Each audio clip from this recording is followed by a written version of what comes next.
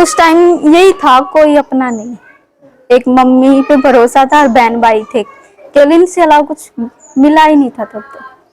हम बैठे रहे, फिर पुलिस अंडे सुगरदा, फिर पुलिस वाले देखा थे, फिर मैंने अपनी चोरी निश्चय कर दी मैं बैठ के। उस रात जब पापा से अलग हुए थे, पापा पी के सो ही रहे थे, हम तीनों बहन भाई मम्मी है, हम रात को निकल लिए थे। केवल हमने घर से डॉक्यूमेंट ही उठाए थे, कागज वगैरह। तो हमने पार्क में रात काटी थी, कहीं कहीं कहीं किसी की दुकान के सामने बैठना, कहीं किसी के चौतरे पे बैठना, कहीं पेड़ के नीचे बैठना, तब ऐसे काटी थी। बस पी के गाली गलौज देना था, मारपीट करना था, घर से बाहर नहीं निकलने देता था, कहाँ गए, क्यों गए, किस लिए गए, बहुत सवाल जवाब करता था। वैसे जब हम पार्क में रह रहे थे, बहुतों ने सवाल जवाब किए थे, पुलिस वाले, कोई बड़े वाले, औरतों ने, महिलाओं ने भी किए थे, तुम घर क्यों नहीं जा रहे, तुम 3 दिन से यहीं पे हो, क्या कर रहे हो, घर नहीं है क्या तुम्हारा, कोई किराए पे मकान नहीं है क्या, सामान नहीं है क्या।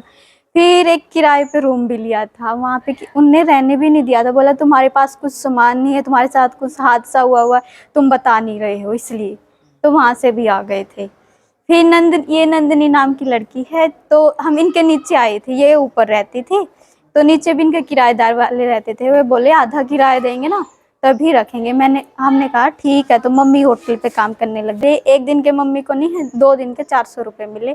तो मम्मी ने पहले डिस्पोजल लेके आई थी, डिस्पोजल एक सिटी उड्डा पार्क में बोतल मिली थी, उसमें हम पानी पीते थे तीनों बहन भाई मम्मी भी। उस टाइम यही था, कोई अपना नहीं। एक मम्मी पे भरोसा था और बहन भाई थे, केवल इनसे अलावा कुछ मिला ही नहीं था तब तो। हाँ, पार्क से रात को तो क्या कर रहे हो, जाओ ना घर पे, भगाते थे। फिर वही कहीं नीम के पीछे बैठ गए कि किसी की दुकान के आगे बैठ गए। भाई छोटा ही था, ज़्यादा समझदार नहीं था, ऐसा ही था 10-11 साल का, तो भाई दुकान के सामने सो जाता। बहन बड़ी चिड़कोली सी थी, उसको एक लगाती, बोली उठ निकम्मे, तू पापा धो रही ठीक रहता। मैं कहा रहने दे मत मारी, अभी ये समझदार नहीं है। तो मगर नहीं, वो जिद्दी बहुत जाता है। हाँ, दुनियादारी तो अच्छे तरीके से ही देख ली। क्या समझ में आया? बहुत कुछ बुरे हादसे तो ऐसे होते हैं जहाँ कामयाबी के हथियार मिलते हैं। बस कोई अपना नहीं है, खुद के पैरों पे ही खड़ा होना बहुत अच्छी बात है। देखो, गांव में कोरोना के दौरान पापा ने पढ़ाई छुड़वा दी थी, क्योंकि वहाँ की लड़कियां ज़्यादा नहीं पढ़ती है। पापा कह रहे थे बड़ा स्कूल, लड़कों का स्कूल है गवर्नमेंट, मैं नहीं भेजूंगा। तो भाई भाई जाता था, तो मेरी बहन को और मेरे को पढ़ने का बहुत ज़्यादा चाह था, तो पापा ने नहीं भेजा। कोरोना के दौरान 8वीं क्लास में पढ़ाई छोड़ दी थी, तो कहीं बाहर भी नहीं जाने देता था। जाता है पापा, जाता था तो बाहर का ताला लगा के जाता था, कहता घर पे ही रहना, बाहर मत निकलना, सिर पे चुन्नी और सूट सलवार, चलो घर पे ही रहते थे। या फिर पापा अपने साथ ईंट ढुआ लेता था, पापा ठेकेदार था इसलिए। अब बस कामयाब होना चाहते हैं क्योंकि जो मम्मी पे अत्याचार किए परिवार वालों ने, पापा ने, बस उनको वो दिखाना चाहते कि हाँ मम्मी ने कामयाब कर दिया। यहाँ पे तो है, बहुत कुछ सीखा है, यहीं आके हमने जीवन वो किया है। पता नहीं यो गाँव में था 1 साल हुआ जब यो ऐसे हो गया था। पहला बहुत ठीक था, पहला बहुत ठीक था, बाहर खाना काम क्या करता, घर में खर्चा दिया करता, फिर क्या करता, ना तो बारक मेरे ना तू मेरी, कभी भी नहीं होगी। फिर वो एक दूसरी के साथ मिल गया, घर उसने छटवा दिया, मारपीट करी उसने रात में। उसने कोई नू पता नहीं मेरे बालक कितना है कितनी, जब वो सो लिया जब मैं अपने बालक ने बूढ़ी भाई कहता अपने मामा का चलो का, फिर अपना और कितना देख लो, इसी तरह रह लो। और तो बालक नोरे मम्मी मरी छोटी लड़की ने बोली मम्मी नहीं रह ले होंगे हम इस तरह बढ़िया। फिर मैं अपने बालक ने लेकर आएगी रात में, तो उसने 2 दिन तो या भी मैं कोठी आ रही, फिर मैं कैंप में गई, कैंप में बोलिया आव है हफ्ते में आवा हमने देखकर मां आंटी बताइयो नहीं हम कित हैं। मैं अपने घर अपने बच्चों ने लेकर मैं अपने घर पर जा रही, अपनी मम्मी के साथ रहा करूँ। फिर मैं पारिक में आई रात में 1 बजिया था, फिर मैं कापी भूल आई, फिर मैंने अपना लड़का भेज दिया, फिर वो कापी लेने गया, मैं तो पापा उठ रहा था, बोली नहीं मम्मी सोने लग रहा था। फिर लड़की कापी लेकर आ गया, फिर मैं पारिक में ले आई, फिर पारिक में तो हम बैठे रहे, फिर पुलिस अंडे सुगरदा, फिर पुलिस वाले देखा थे, फिर मैंने अपनी चोरी निश्चय कर दी मैं बैठ के। फिर दिन लग रहा हम घूमते घूमते हम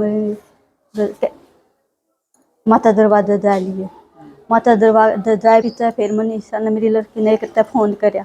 वो लड़का आया, उसने चाह पानी पिया, आया माता रोटी राटी खवाई, उसने मदद करी। 2 दिन हम भूखे रहे, उधर भी कमरे पर भी।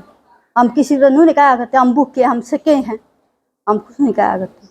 फिर उधर ना आए पीछे, एक दिन मां गई। फिर मैं बोली मां तेरा कमरा मिल जाएगा। और आंटी बोली इधर से हमें कमरा खाली है। फिर मैं उस पर गई, इनके ऊपर, वो कमरा थड़े रहा था। फिर नीचे वाली थी वह चाय की दुकान कर रही थी, बोली नहीं है कमरा। फिर वह चाय की दुकान घूमते घूमते उड्डा पारी का गाँव में उसकी चाय की दुकान पर पहुँच गई। तो फिर उन्होंने मैं फिर अटका बुलाई, वह दूसरे के साथ रहा करती। तो बोलिए था गेला के मणि मगा मारी गेला नूनू मणि। फिर वो बोला दूसरा, दो तेरी गेला अपनी सोच कर 40 न थोड़ी सी जंगा दे दी। वो बोला अपने बारका न लिया, अथरा मन लागत हमारा दियो। फिर मैं कमरे पर जाकर अपने बारका बुद्धि माँ बताओ भाई क्या करोगे, उधर चलोगे? मेरे मम्मी चले। फिर मेरी छोरी एक पर नूरी मम्मी गोली खा ली, इसका बढ़िया काम न भी लिया कर दे दे। मैं नहीं बेटा, हिम्मत नहीं यार, आगे बढ़। फिर मैंने कमरे पर आएगी, मैं अपने बारका ने लेगा। फिर उन लोग आई ना, मैंने होटल का काम दिवा दिया उसने। उसके लड़के होटल पर काम करा करते हैं। वो बोले आंटी तो ऊपर बैठे बैठे बर्तन साफ करा देंगे और अपना 300 रुपये रोज के मिलेंगे, 3 टाइम का खाना मिलेगा। और वह बोली कहते बेबे किराया दे दिया कर, रसोई का खर्चा दे दियो। तो फिर मैं बोली बेबे कुछ भी ले लियो वो दे दियो। फिर हमने एक महीना होया था। फिर वह बोली आए तुम्हारी है ना 30,000 रुपया की शादी दे। मैं दीदी रुपये होते था, मैं तेरे दौर को बैठूँ रे। तो फिर मैं कह कर चली गई। उन्होंने बेरा हम किसी मुश्किल मामले के रहे, मेरे बच्चों ने खाना नहीं मांगा। कोटे पर तक खाना ले आकर तूरे तो मैं प्लेट ले आकर उन प्लेट में अपने बच्चों को खाना दिया करती, प्लेट में ले आकर एक टाइम का मैं खा लूँ थी। उन्होंने पता पुनः कितना ही ले जाइए आप, कोई बात उन्होंने मेरी मजबूरी समझ ली थी, वो दे दिया था मेरे पकवान। मैंने 3-4 महीने पूरा काम करे।